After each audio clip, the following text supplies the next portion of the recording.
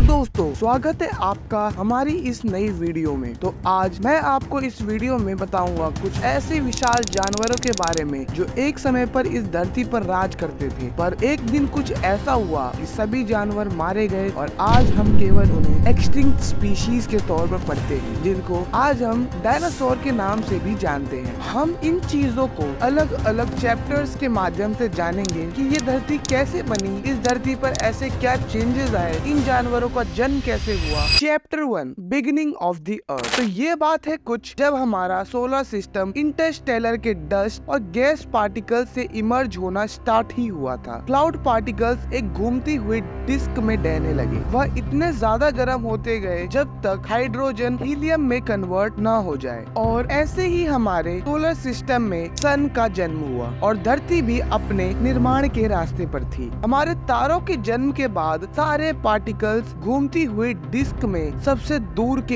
Area पर थे और स्पेस में छोटे छोटे पार्टिकल्स घूम रहे थे। वो एक सीडलिंग बना रहे थे जो सोलर सिस्टम में प्लैनेट और मून के निर्माण के लिए रिस्पॉन्सिबल है। अर्थ के बनने के बाद अर्थ सबसे ज्यादा एक्टिव था, जिसमें वोल्केनिक इरप्शंस इसमें ज्यादा हो रहे थे और इसमें से अलग अलग गैसेस जैसे हाइड्रोजन सल्फाइड, मीथेन और कार्बन डाइऑक्साइड जैसी गैसें इन वोल्केनिक इरप्शंस में से प्रोड्यूस हो रही थी, और यही गैसेस अर्थ का सबसे पहला एटमॉस्फेयर बनाते हैं। और जैसे जैसे टाइम आगे बढ़ा वही वाटर कंडेंस होने लगा और धीरे धीरे उस वाटर की मात्रा इतनी ज्यादा बढ़ी कि वो हमारे पूरे प्लेनेट पर फैल गया, और उस टाइम हमारा अर्थ एक वाटर वर्ल्ड के नाम से जाना जाने लगा। तो हम बढ़ते हैं हमारे चैप्टर 2 की तरफ, जिसमें हम जानेंगे कि लिविंग स्पीशीज इस नए अर्थ पर कैसे बनी। जब ये अर्थ वाटर वर्ल्ड के नाम से जाना गया तो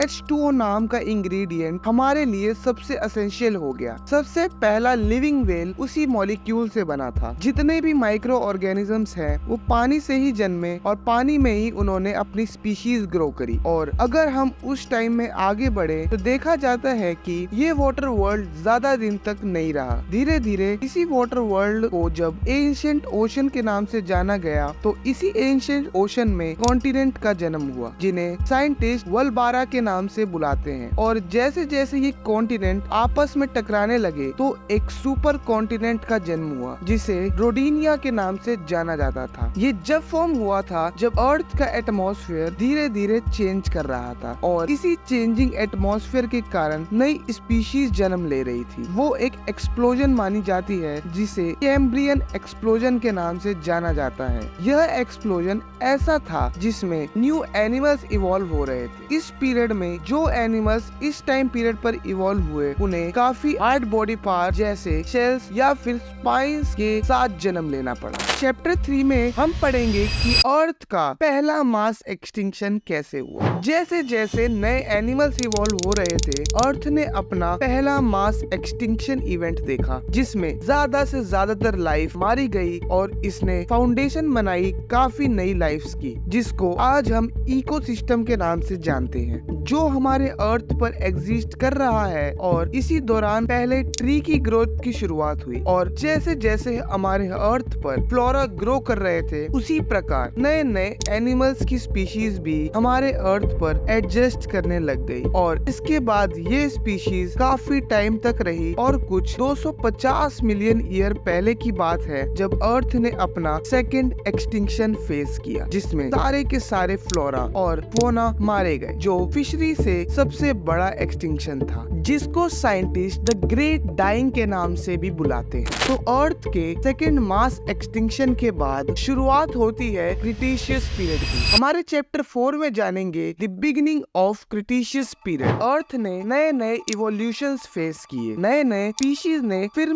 जन्म लेना स्टार्ट किया। लेकिन अब अगर टाइम में आगे बढ़े, और ये बात कुछ 100 मिलियन ईयर पहले की कही जाती है, जब काफी खतरनाक जीवों के जन्म लेने की शुरुआत होती है। ये बात है डायनासोर्स की। डायनासोर्स का पीरियड जब स्टार्ट हुआ तो पेंजिया नाम के लार्ज कॉन्टिनेंट का ब्रेकडाउन भी चालू हुआ था, जिसमें ट्रेसिक पीरियड का एंड हुआ था और डायनासोर्स की पहली स्पीशीज मारी गई थी। लेकिन उस पीरियड के बाद नए पीरियड की शुरुआत हुई जिसका नाम जुरासिक पीरियड है। इस पीरियड में हमारे जितने भी डायनासोर्स हैं उनका राज चला था। करीबन 145 मिलियन साल से 201 मिलियन साल पहले की बात है। और इस टाइम पर जो भी इवोल्यूशन हुए थे डायनासोर्स के, वो काफी लार्ज साइज के थे। अलग अलग डायनासोर अलग अलग साइज के थे, लेकिन उस टाइम का सबसे बड़ा डायनासोर था टाइटन और उसका वजन कम से कम 15,000 किलो तक का था और इनका साइज 15 मीटर से भी लंबा था। और भी काफी अलग अलग डायनासोर्स इस फील्ड में जन्म लेते रहे। इसी टाइम पर फ्लाइंग डायनासोर्स का भी जन्म हुआ। इसमें सबसे पहला नाम आता है आर्कियोपेट्रिक्स का, जो उड़ने में काफी तेज और सक्षम थे।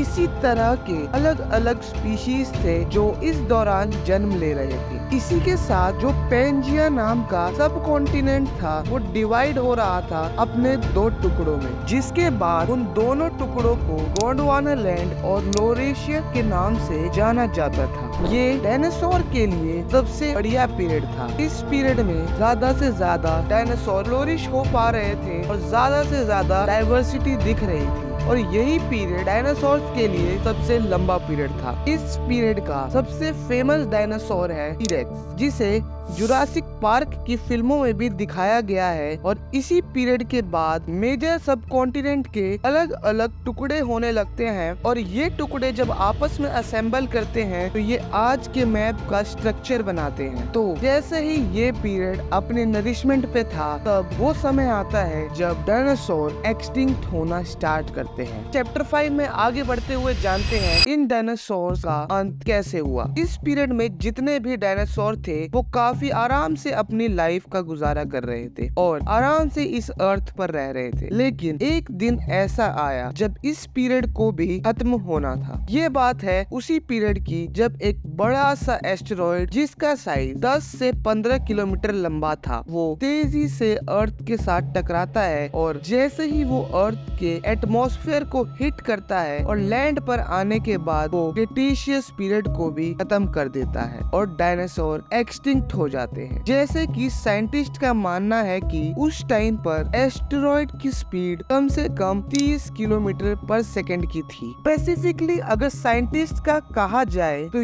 ये एस्टेरॉयड मेक्सिको के युकाटान पेनिनसुला से टकराता है और जब ये धरती से टकराता है तो तकरीबन 180 किलोमीटर डायमीटर का एक बड़ा सा गड्ढा बना देता है। इसका इम्पैक्ट इतना ज्यादा होता है, पलक झपकते ही सारी स्पीशीज अर्थ से गायब हो जाती हैं। और धरती से जैसे ही एस्टेरॉयड टकराता है तो काफी ज्यादा डस्ट पार्टिकल्स हवा में उड़ने लगते हैं और यही डस्ट पार्टिकल्स जब एटमॉस्फेयर में एब्जॉर्ब होते हैं तो आगे कुछ समय बाद ये कॉन्टिन्यूअस एसिड रेन के रूप में धरती पर गिरते रहते हैं और काफी टाइम बाद धरती अपने नॉर्मल टेम्परेचर पर आने लगती है। तो इसी के साथ दोस्तों क्रेटेशियस पीरियड का अंत होता है और नए एरा की शुरुआत होती है। तो चलिए बढ़ते हैं हमारे चैप्टर 6 की तरफ, the beginning of new era, जिसको पैलोजीन एरा के नाम से जाना गया था। ये एरा अपॉर्चुनिटी लेके आया था नए जानवरों के लिए और मैमल्स का इवोल्यूशन भी इसी एरा से शुरू हुआ था। अगर हम उस एस्टेरॉयड का इम्पैक्ट रियल लाइफ सिनेरियो से कंपेयर करें तो वो है सिनोटिस, जो मेक्सिको के कई एरिया में पाए जाते हैं और ये सिनोटिस उस एस्टेरॉयड के क्रिएटर के चारों तरफ दिखते हैं जो रिंग फॉर्मेशन बना रही होती है। आज के तौर पर काफी बढ़िया टूरिस्ट प्लेस हो गया है। तो इसी के साथ दोस्तों इस वीडियो को खत्म करते हैं और आशा करता हूँ आपको ये वीडियो जरूर पसंद आई होगी। अगर आपको ये डायनासोर एक्सटिंक्शन की वीडियो पसंद आई तो इस चैनल को सब्सक्राइब करें ताकि आपको ऐसे ही अमेजिंग वीडियोस आगे मिलती रहे।